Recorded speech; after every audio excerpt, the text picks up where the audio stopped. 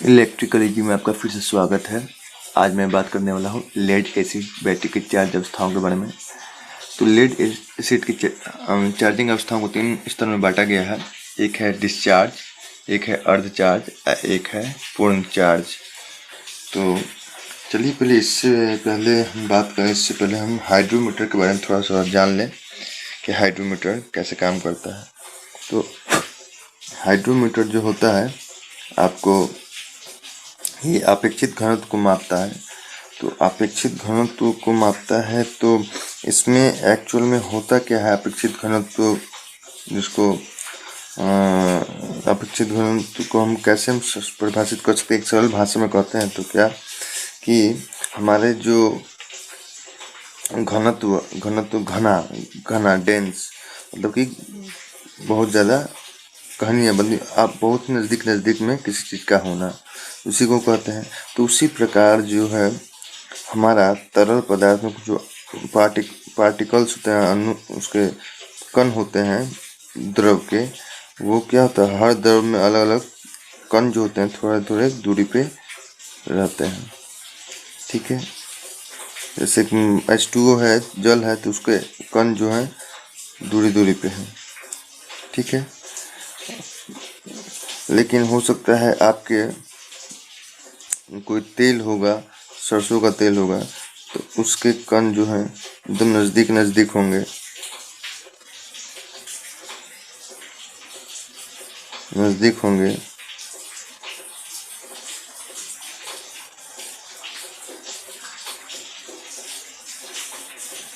तो इस प्रकार से अब मैं कहूँ कि यहाँ पे कौन ज़्यादा घना दिख रहा है, मतलब कहने का अर्थ है बहुत ही सटा दिख रहा है, तो आप कहोगे ये जल वाला का जो कण है वो काफ़ी दूर है, इसलिए वो घना नहीं है ज़्यादा, उससे ज़्यादा तेल का कण जो है आपस में घना हुआ है, नज़दीक है।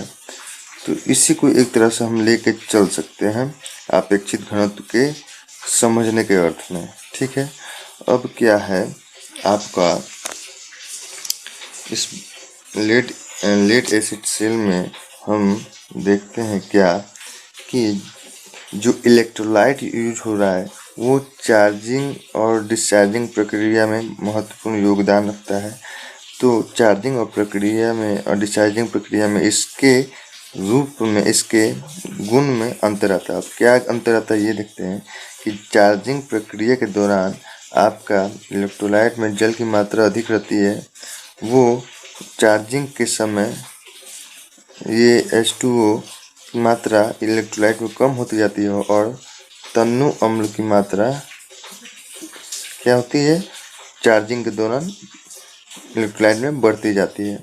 अब देखिए इससे क्या होता है, जैसे कि मैंने आपको भी बताया कि H2O जो होता है उसमें उसके कण क्या है नज़दीक नहीं है, लेकिन जब अम्लीय रूप में बदलते जाता है इलेक्ट्रोलाइट तो तेल की तरह वो उसका भी जो कण जो होता है नज़दीक होते हैं। तो इसके लिए यहाँ पे कह सकते हैं कि हमारा H2SO4 के रूप में जब इलेक्ट्रोलाइट हो जाएगा तो उसका उसका घनत्व अधिक हो जाएगा। क्यों? क्योंकि उसका कण जो है बहुत ही नज़दीक है, ये कह सकते हैं। तो यही प्रिंसिपल जो है आपका हाइड्रोमीटर पे काम करता है। और इसमें बस हमको ये जानना ज़रूरी है कि चार्जिंग के समय क्या होता है।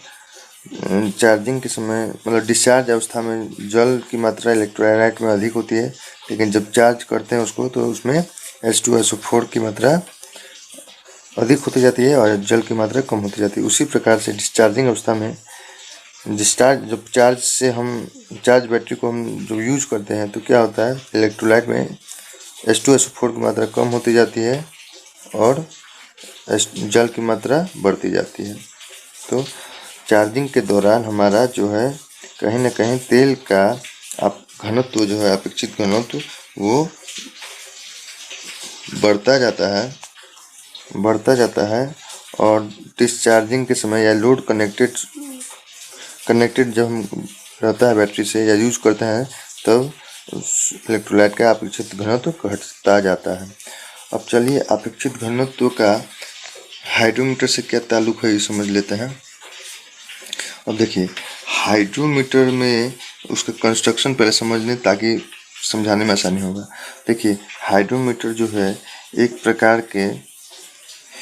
प्रकार का आपको ये जो है एक तरह से आपको साइकिल जो आइसक्रीम साइकिल के भोंपू की तरह लगा हुआ उसके ऊपर रबर का बल्ब होता है, ठीक है। जिसके बल्ब का अंतिम सिरा जो होता है, मतलब कह सकते हैं कि बल्ब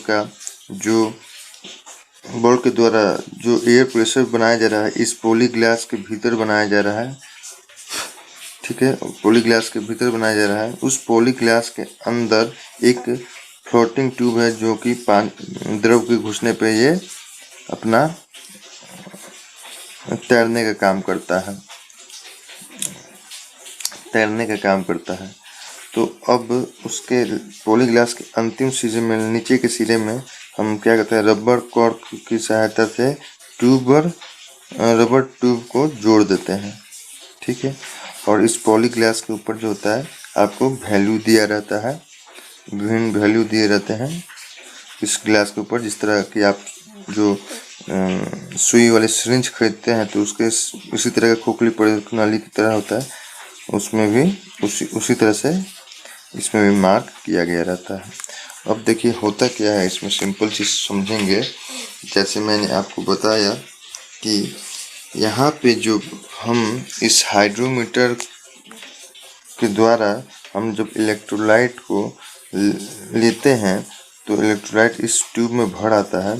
भरने के बाद इसमें क्या होता है, इसमें जो अंदर का फ्लोटिंग ट्यूब है वो उसका भी क्या होता है, उसके द्वारा भी कहीं ना कहीं तो इस इलेक्ट्रोलाइट जो लिया गया उस पर वो कुछ ना कुछ अपने द्रव्यमान के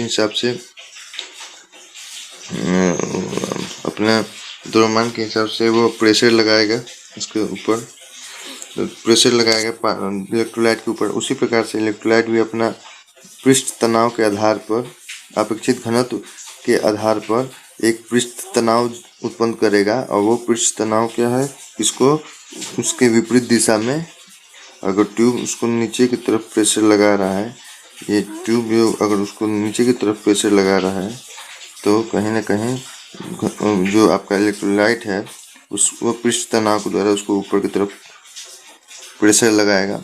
तो यही सिद्धांत पे काम करता है। अब देखिए क्या होता है, देखते हैं पहले। डिस्चार्ज अवस्था में क्या होता है, चूँकि इलेक्ट्रोलाइट में जल की मात्रा अधिक है तो इससे इलेक्ट्रोलाइट में आपको उसका अपेक्षित घनत्व कम होगा, जिसके कारण उसके द्वारा पृष्ठ तनाव भी उसका कम होगा। जिसके कारण क्या होता है, ट्यूब का जो द्रव्यमान होता है वो इस पर काम करता है और फ्लोटिंग ट्यूब का अधिकतर भाग क्या होता है, उससे लिक्विड में डूब जाता है, इलेक्ट्रोलाइट में डूब जाता है। लेकिन जैसे जैसे चार्ज होते जाता है तो इस इलेक्ट्रोलाइट का पृष्ठ तनाव बढ़ता जाएगा। क्यों? क्योंकि आप घनत्व जो अपेक्षित घनत्व भी बढ़ता जाएगा, क्योंकि ये H2SO4 में कन्वर्ट हो रहा है, इसलिए द्रव से H2SO4 में कन्वर्ट हो रहा है इसलिए। तो इसके कारण क्या होगा, इस फ्लोटिंग ट्यूब पर जो प्रेशर लगने वाला है इलेक्ट्रोलाइट द्वारा वो बढ़ता जा रहा है और इसको ऊपर की ओर धकेला जा रहा है, ऊपर की ट्यूब को ऊपर की ओर धकेला जा रहा है और उसका अधिकतर भाग जो है मतलब वो लिक्विड से ऊपर होगा। और जब पूरी तरह डिस्चार्ज होगा तो इसका पृष्ठ तनाव मैक्सिमम लेवल में हो जाएगा इलेक्ट्रोलाइट का, और जो फ्लोटिंग ट्यूब है उसको वो काफ़ी अपनी सतह से ऊपर ढकेलेगा और कुछ नाम मात्र का उसका पोर्शन जो होगा वो आपका इस इलेक्ट्रोलाइट में डूबा हुआ रहेगा। तो इस प्रकार से आपका जब फ्लोटिंग ट्यूब जो है इलेक्ट्रोलाइट के संपर्क में आता है तो उसके पृष्ठ तनाव के अनुसार वो अपने शरीर का हिस्सा जो है उसे इलेक्ट्रोलाइट में डुबाए या तैराते हुए रहता है, ठीक है। तो अगर यही फ्लोटिंग ट्यूब है उसका सबसे ऊपरी सिरा जो है जिस अंक वैल्यू को रिप्रेजेंट करेगा, जैसे कि ये यहाँ पे आया और इसके सामने ये 1.28 है, तो इसका अर्थ है क्या, फुल चार्ज के रूप में। तो उसका ऊपरी सिरा जिस वैल्यू को रिप्रेजेंट करेगा वही आपका उसका अपेक्षित घनत्व होगा। अब देखिए इसमें, तो अगर आपको जो है इस प्रकार से आपका हाइड्रोमीटर ये काम करता है। इसका काम है अपेक्षित घनत्व मापने का, और अपेक्षित घनत्व जो होता है वो चार्जिंग और डिस्चार्जिंग प्रक्रिया के अंतर्गत जो है बदलता रहता है। चार्जिंग के समय आपका इलेक्ट्रोलाइट का अपेक्षित घनत्व बढ़ेगा, डिस्चार्जिंग समय घटेगा। तो ये जानना आपको बहुत महत्वपूर्ण है। आगे देखते हैं इसमें कि जैसे मैंने बताया कि चार्जिंग के 3 स्तर होते हैं। उसमें 3 स्तर में पहला देखते हैं डिस्चार्ज कंडीशन में क्या होता है, आपका ईएमएफ जो होता है 2.0 वोल्ट प्रति सेल से भी कम होता है, प्रति सेल से भी कम होता है आपका ईएमएफ। ठीक है। अपेक्षित घनत्व जो होता है आपका 1.18 के बराबर या उससे भी कम बताएगा। ये जो फ्लोटिंग ट्यूब है वो दर्शाएगा कि आपका अपेक्षित घनत्व जो है इलेक्ट्रोलाइट का आपको